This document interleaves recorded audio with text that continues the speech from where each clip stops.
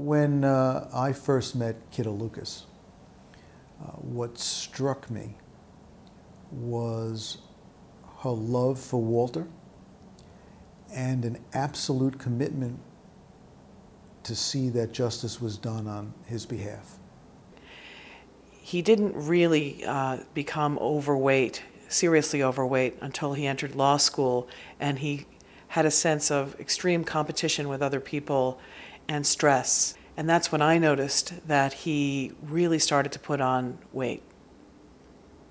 She conveyed that he had really made a decision to take responsibility for his weight, to go through a difficult surgery, and hopefully come out on the other side a healthier man, a man who could be even more engaged in his family, and live a healthy and long life.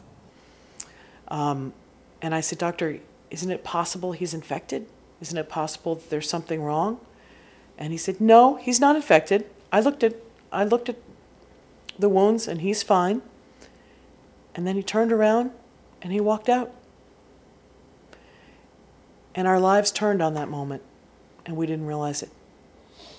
Kitta's case was a very good example of the team approach.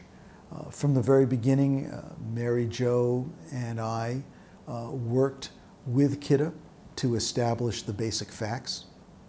I played a large role in preparing for and doing the depositions of the two doctors who had been involved in Walter's care and who we believed had committed malpractice. I called the doctors and I said, "I have a post-operative patient here who is not doing well." And they said, "Get him to the emergency room." I thought we'd be there for the weekend and they'd put him on an IV and he'd be fine. I had no idea that I had a dying man on my hands. Walter really believed in justice. He always said that justice is there. It's not always guaranteed, but there's always a chance that we can find it. And it's always worth fighting for.